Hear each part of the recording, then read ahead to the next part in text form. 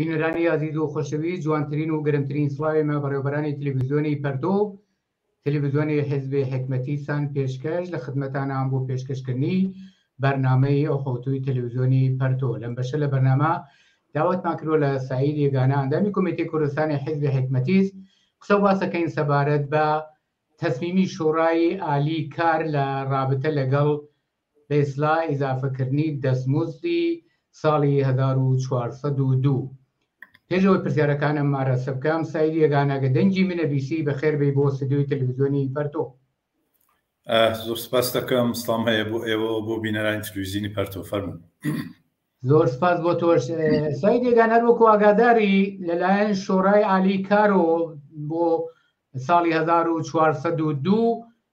تەسمیمات سەبارەت بە ئیسلاح ئیزافەکردنی حقوقی مزدوجیران و کاریگەران بەسا ئێعلام کراوە و حەزەکەم پێشەوەی بین واردی جزئیات بین سەبارەت بەم تەسمیماتە گەر تەوزیحاتێکی عمومیتە بۆ بینەرانی تەلەڤیزیۆنی پەرتۆ تەوزیع بدەین مەمنونە بم. فەرموو. خب وایە هەر ساڵ لەخەر لەسەر دەستمزد بۆ ساڵ ئایندا شۆڕای عالی کار کە بریتیە لە نمایندەی دەوڵەت و کارفەرما و بە ئیسلاح نمایندەی کاریگەران کە این خانەی کاریگەران جەماوەنەوە تەسمیمەگرن بۆ کاریگەران لە ساڵایەندا چۆن زیندگی کەن، مەعیشەتیان چۆن بێت، دەستمزدیان چۆن بێت تۆمانە. هەرچەند دنیا ئاگادارە کە هەموو کەس دەزانێت کە مەسەلەی مەعیشەت و دەستمزد و ژیان ئەکسەر کریکاران لە جامعەی ئێرانە شتێکی ڕۆژمەڕەس و 24 ساعتە بەطور واقعی کریکاران تەک مەسەلەی مەعیشەت و گرانی و تۆڕۆما دەرگیرن، دەرنەتیجە مەسەلەی دەستمزد مەسەلەی ڕۆژانەس و ڕۆژانەی کاریگەران و ئەکسیت کریکار و زەحمەتکێشە، نە مەسەلەی ئەوەسە کە ساڵێک لەسەری تەسویم گرگێتەوەوانە. خب لەلایەکترەوە ئێمە لە شرایەتی ئینقلابیە خەریکین بەسەرەوەین و گشتمان دەزانین کە نزیک 6 مانگە جامعە ئێران بەرحاڵ هەرە ناو تەحوڵێکی ئینقلابیە و عمومی کریکار و زەحمەتکێش بالاخەرە عەلەی فەقر، عەلەی فەلاکەت، عەلەی نەداری و اختناق و سەرکوب دەستیان کرد و مبارزەوە عەلەی جمهوری ئیسلامی هەرچەند بە قەول معروفە هەیسە مەقدارێ ئەترازات خیابانی کاشی پێیا کرد، وەلی ئەو جامعە خەریکە ئەجۆشێت لەسەر مەسەلەی دەستمزد و مەعیشەت، بەڵکو ئەساساً لەسەر زیندگی، لەسەر ئارامش، لەسەر ئاسایش کە هیچێک لەمانە وجودی نیە لە جامعەی تحت حاکمیەت جمهوری ئیسلامی خەریکن مبارزەکەن. ئەمە لەم شرایەتە خۆ جمهوری ئیسلامی تۆ تەلاشیەوە سە بە تەحمیل فەقر و فەلاکەت بە کاریگەر و شرایەتی بە شدت بۆ حرانی کە لە جامعە ئێرانە تەحمیل بووگە بۆ مردمە ئەمەڵەن گەریکیانە کریکار و زەحمەتکێش وەک سێرتم وها دەرگیر مەسەلەی مەعیشەت و مەسەلەی نان دەرهاوردن و گوزەران خۆیان وها مەشغوڵکات کە ئەسڵەن فکر بەوە نەکەنەوە کە بالاخره چزانم لە فکر ئایندەیە بن، تەلاشکن خۆیان متشەکل بکەن، تەلاشکەن بالاخره هەمزەمان و لە کنار باقی ئەعتراز و مبارزەکە ناو جامعە وجودی هەیە، لە کنار معلمان و بانشەستگانەوە کریکاریش بێنەمەیان بالاخره داوای حەق خۆیان کەنەوەوانە. منتها لەلایەکتیشەوە خۆ کاریگەر حەقی هەیە، کاریگەر حەقی هەیە بالاخره تا زمانێک کە جمهوری ئیسلامی هە لە قودرەتە بالاخره داوای حەق خۆی کات، وەی کە زیندگی خۆی مەقدارێک بە ئیسلاح ئاسایشی فرەتر بێت، دەستمزدی بچێتە سەر ڕفاعی مەقداری فرەتر بێ، هەرچەند تواو ئەعترازات و مبارزە لەسەر مەسەلەی دەستمزد و ئەوەی کە ماوانە چەند مانگ حقوق نادەرگێت و لەسەر مەزایە و غەیرەوەرە ئەموو وەڵەن بێجواب مێنێتەوە،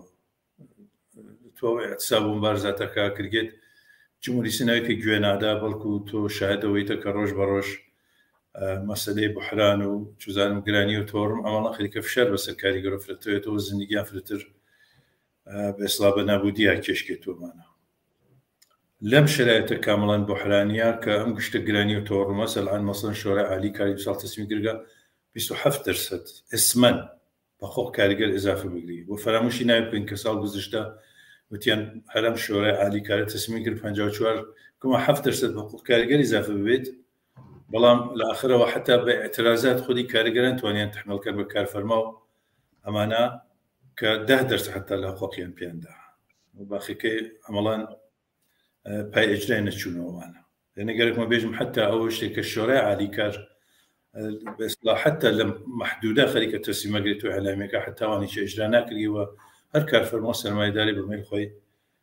بالاخره حقوقات بە کاریگەر وشتە تازە دەستمۆزێک کە تەعینیان کردگا بەقەڵ بەسڵا ئاخرین تەسلیمی کە شۆرای عال کردیە وتیگە 5,384 تومەن 1,100,000 تومەتیان حق مەسکەن و 900,000 تومەن بوون کارگاری کە ئەمانە بوون کارگەری و حق مەسکەن لە واقع عجز و مەزایاس یعنی بە فرێک لە کاریگەران تعلق ناگرێت بتۆر مثال کارگەرانی کە هەنە کارگەرە کەمتر لە 10 نەفەر هەست جزء قانونکانی یا حتا فرێک کاریگەران ئەکسەر مەسەن بیمەی دەرمانیان پێ تعلق ناگرێت گەرەکمە بێژم حتا لەم چوارچێوە کە قانونکارە هەست فرێک کاریگەران لەم چوارچێوە قەرار ناگرن و تۆ مەزایە و حق مەسکەن ئەوڵات سەنەوات و غیرە و غیرە پێیان تعلق ناگرێت بە تۆر واقعی من جز تازەمە جز حقوق پایەی کارگەرانی کە کارگەریان ڕسمی ولا کارگەر ڕۆژمەزد پەیمانی کە بە شدت استثماریانە کرد کاریگەر ساختمانی ئەمانە ئەسەن شمول ئەم قانونکار و بیمەی دەرمانیوانە بە تۆر واقعی ناون گەرەکمە بێژم کە دەستمۆزێکە حتا ئەمان تعینەکەن ئەکسەرن کارگەر حتا ئەم دەستمۆز پێ تعلق ناگرێت بە تۆ ئەم مەزایە و حق مەسکەن و ئەولاد و سەنەوات و غیرە و غیرە تقریبا الآن بەم 27% ئیزافەی بە حقوق کاریگەر حدوداً 8 ملیۆن و 8.5 ملیۆن بە کارگەر توان تعلق بگرێت کە ئشارەم پێ کرد ئەکسریەت کارگەر حتا توانن لەمە مەحروم بن ئەم مەزایە پێیان تعلق نەگرێت بۆ مێن و سەر حداقلی دەستمۆز کە 5 ملیۆن و مەسەن 380,000 تومەنە وهەروەکە ئشارەیەکم پێ کرد ئەمانە هیچ اعتبارێکی نییە ئەمە ئەسمەنە هەروەکە ئشارەم پێ ساڵ گوزەشتە ئەسەن ئەو شتەکە خودی شۆرای عالی کار ئیعلامی کرد ئەم دەستمۆزیانە بە کاریگەران نەدا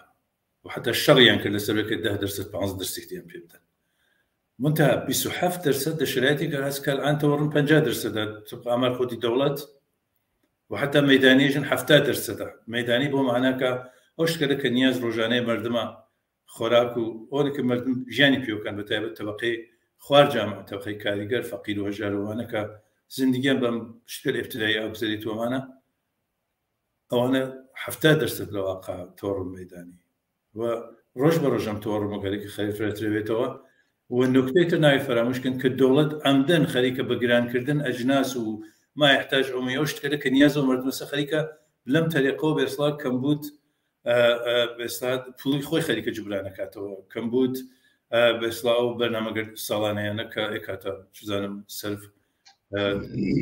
سەر و غیرە و غیرە گەرەکمە بێژم لە هەر زاویە کە تۆ تواشایەکەی ئەم 27% ئەتوانێت حتا 10 ڕۆژ زندگی کاریگەری لەم شرایطە بوحرانی و گرانیە ئەتوانێت تەمین کە واقعی 20 ڕۆژەکەی تر بۆ مەسەلەی گوزاران زندگیان بێهداشتیان مەدرسەی مناڵیان و غیرە و غیرە و تووە مخارجێک هەست ناچارن ئەم شتە فشارە تحملکردنەوەوانە گەرەکمە بێژم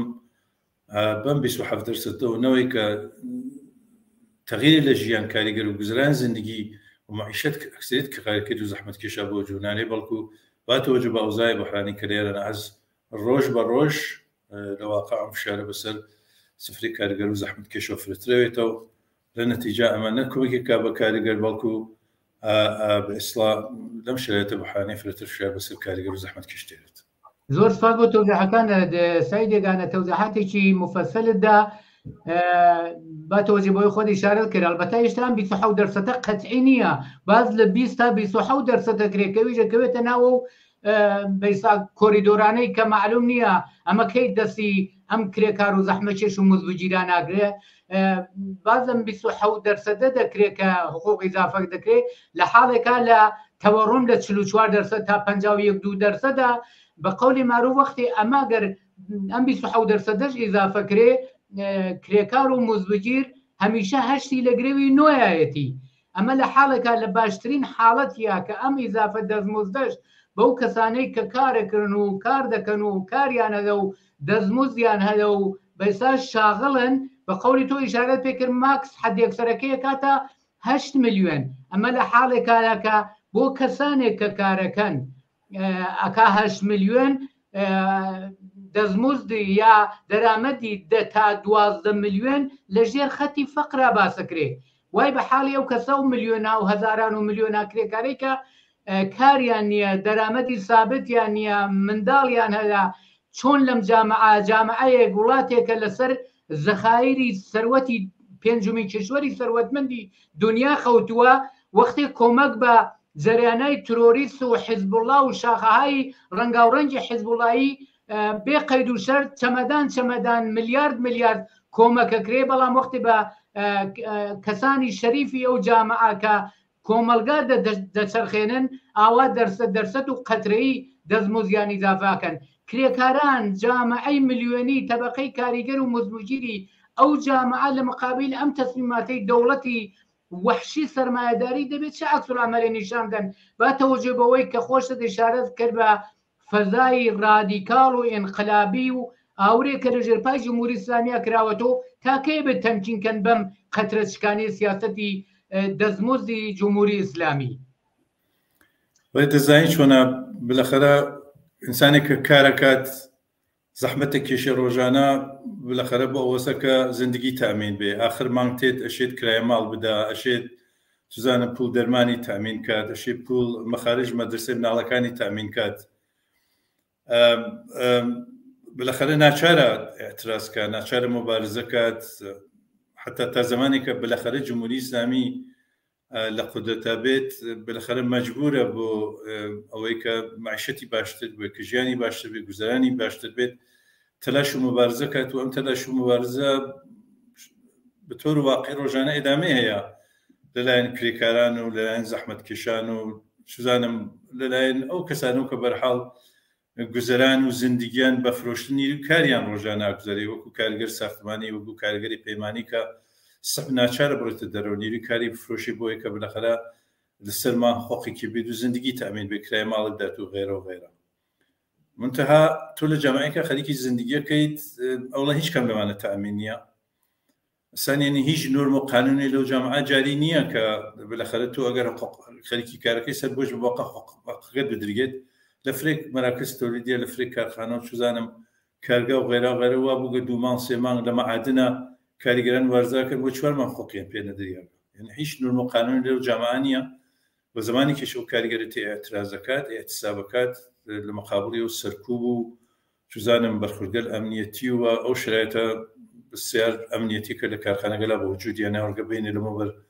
زۆر هەن ئەسفان بۆ ئێعترازیان کە تەبدیلیان کرد بە پادگان و تەدا زۆر کاریگەریان گرتومان. وهروە لە قسەکان ئەوڵیشم پێم ئیشارە کرد، ئێمە هاینە شرایطی ئینقلابیە، ئیمڕۆ جامعە خەریکە تەلاشەکات نە لەسەر مەسەلەی دەستمزد و معیشەت، ویستە ئەو مبارزەکە لە 6 مانگ گوزەشتە لە خیابانەکانە دەستی پێ کرد، تەنها عەلەی ئیختناق و مەسەلەی حجاب و ئەمانە نەبوو، دەرواقع مردم بە تۆرە عام، مردم بە تۆرە کولی و ئەکسەریەتەوە مردمە کرێکار و زەحمەتکێش و بالاخەرە هەژار و فەقیر لەو جامعە بەدەستم زندگی واتکنەتەن لەسەر گوزەران زندگیان، لەسەر مەسەلەی حقوقیان، لەسەر گرانی و تۆڕم و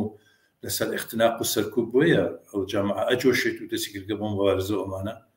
و لە کنارێکیە خۆ شاهد ئێعتراز و مبارزەی معلمان، بازنشستگان، کاریگەران بووی تۆمان.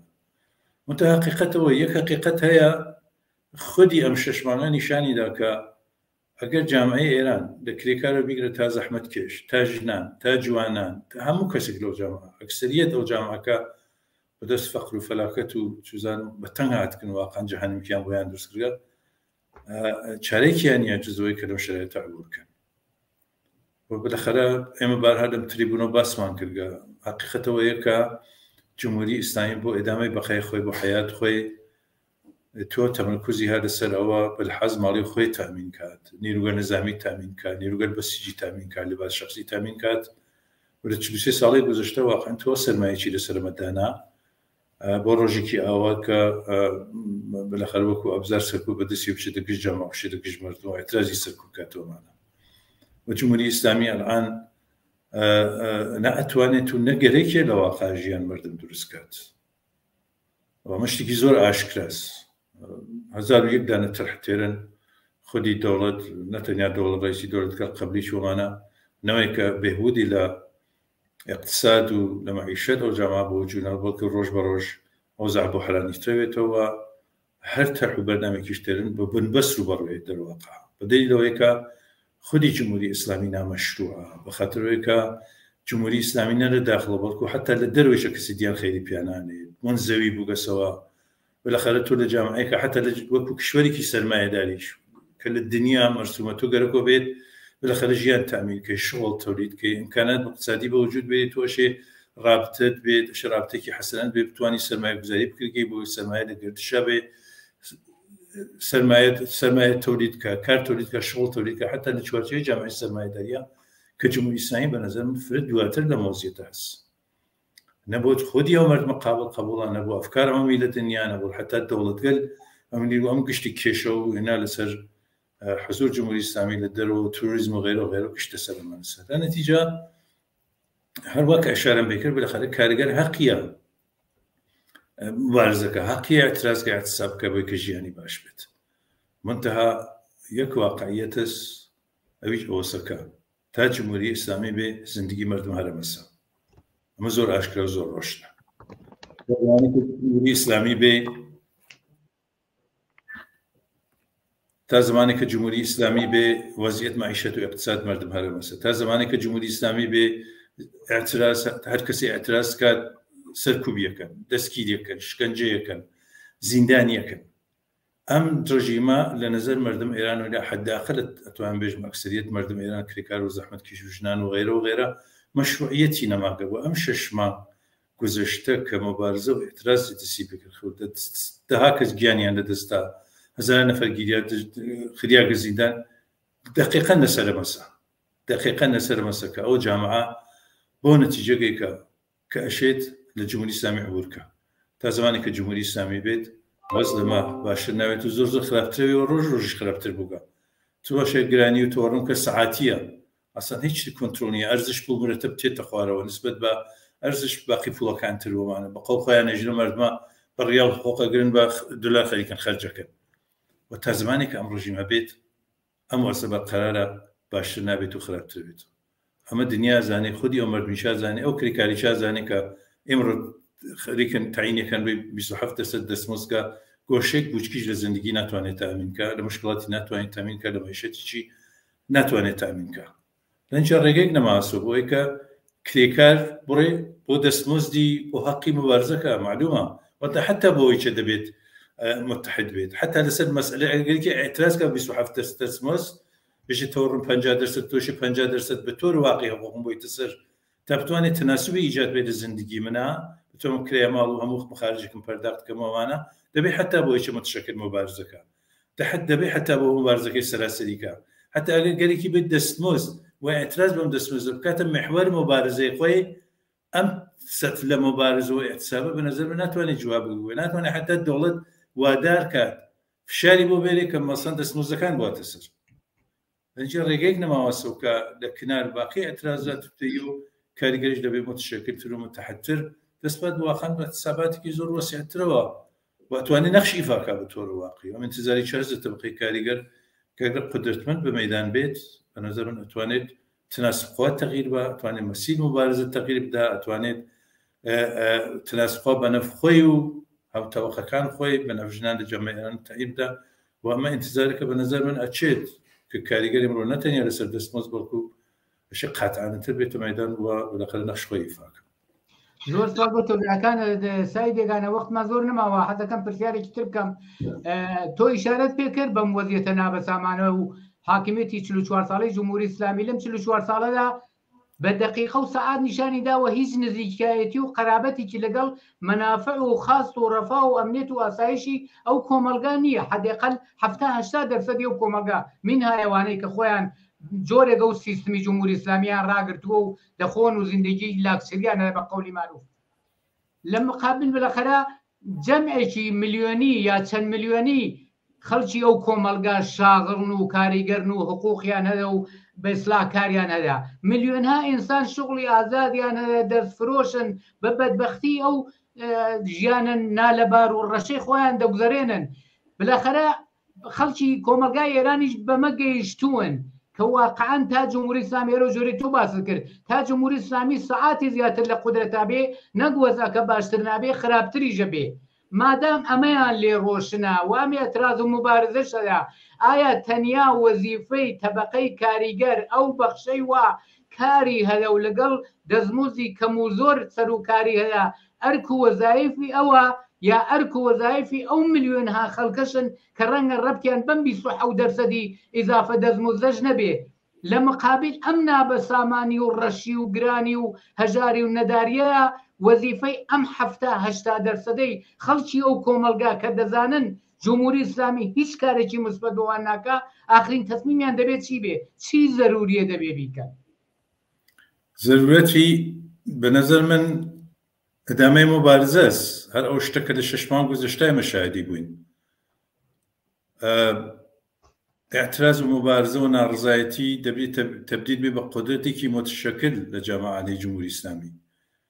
ئەگەر جامعە بۆ نەتیجە گەیگە کە بە نەزەر من وایە کە ژیان تەک جمهوری ئیسلامی تازە ممکن نییە و ئیمکان ئەوەی کە مردم توان ئاوە ئەدام بدەن بە ژیانیان ممکن نییە و تۆ تەلاش خۆیان کردگە بە نەتیجە نەگەیگە دە نەتیجە ڕێگەیەکتر نەماوەسە جزەوەی کە ئەم 70 ملیۆنە تۆ بێژە 20 ملیۆن تو بێژە 25 ملیۆن لە هەر تەحوڵێک ئینقلابیە لە هەر تەحوڵێک اجتماعیە 20 ملیۆن بێت ناقیبە نەتوانێت تەکلیف و ڕژیمە ڕۆشنەکاتەوە بەسڵات گوزەرکە لەو شرایطەکە تیا وجودی هەسووانە تو ئینقلاب 57 دقیقە نوا بوو